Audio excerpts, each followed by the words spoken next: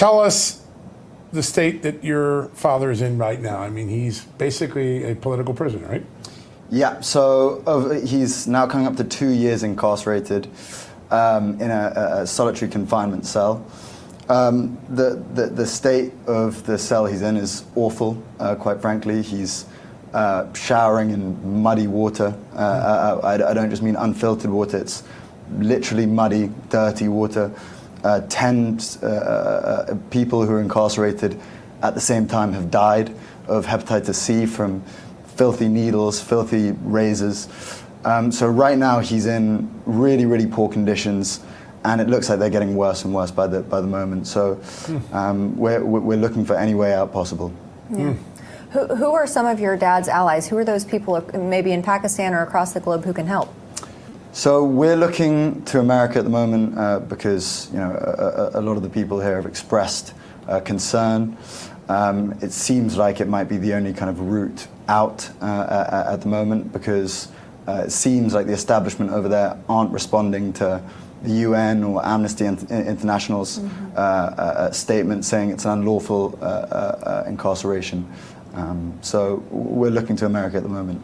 And it's an interesting coalition of people that all agree on this, right? You got Amnesty International, tends to lean a little bit to the left in American politics. Yeah. You got Rick Grinnell, one of the closest advisors to President Trump. There seems to be a very large concern that the way this whole case is unfolded and the conditions that your dad are in now just isn't the norm, even for Pakistan. Tell us a little bit what most concerns you about how your dad ended up in this situation. So one element of it is that every time, he has over 200 cases now against him, and every time he's cleared of a case or a case gets overturned, they put 4 or 5 more on him. So there doesn't really seem like any way out at the moment. Yeah. So what worries us in one way is that there's no end in sight, but also we're not able to speak to him. We conducted an interview about 4 months ago, talking about the human rights issues and violations. Before that, there were moments of, he went 10 days without any light in his cell, which is a torture tactic. And so we spoke out about it on an interview with Marion Naufel. And as a result of that, they doubled down. He gets only 2 hours a day in daylight. And we're just not able to speak to him at all since then. So it's been 4 months since we've spoken to him. As well as that, the doctors aren't able to go and visit him. It's been 8 months since he's seen his own personal doctor, and the current doctors have allowed 10 people to die only in the past 2 weeks. So we're naturally very concerned. Yeah, for sure.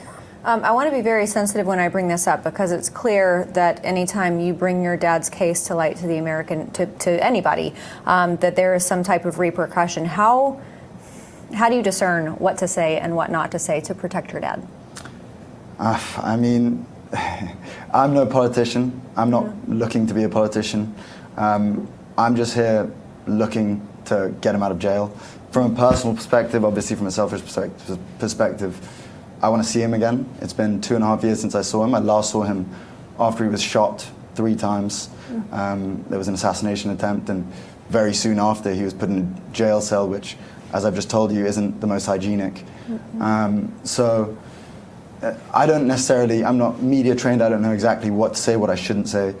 But all I'm doing is just looking for any way I can get the message out and make sure everyone is aware of what's going on. Yeah.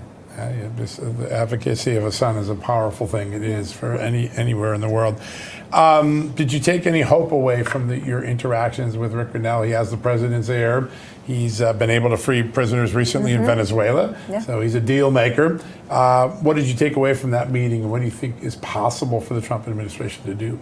I mean, Grinnell was he was very kind to kind of spend some time with us. He's we spoke at length, and I won't get into details about what we spoke about, but very hopeful. I'm very, very hopeful from that. Wow, that's great. That's a big development. Who has jurisdiction over the courts in Pakistan?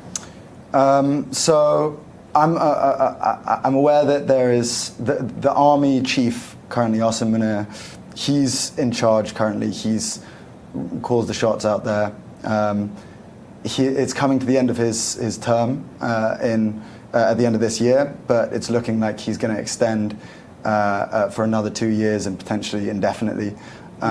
So over there it's sort of looking like a dictatorship of sorts. We don't know when his reign will end, and we're under the impression that he's somewhat leading my father's imprisonment. Your father was elected by the will of the people. Yeah. He's endures an assassination attempt and then this whole turn of events. When you look back at it, why do you think the establishment turned on him the way they did? I mean, it's all speculation, to be honest. I wouldn't be able to give a definitive answer, but potentially power. But as you said, he won the election from a prison cell with a two-third majority. So pretty remarkable. On one side, it's me and my brother plead from a personal perspective, but the 250 million people in Pakistan also deserve to have their voices heard. They voted him in, and even with vicious rigging, to the point where they removed the cricket bat, which was the symbol of it's synonymous with my father. Sure. In a country with a high illiteracy rate. Days before the election, they turned off the power the day of the election, so there was no internet connection. The amount of underhand tactics they used before the election to rig it against his favor. And still he wins. Yeah, and still he managed to win. Yeah. But they should be heard as well, the people of Pakistan as well as us. Yeah, that's a good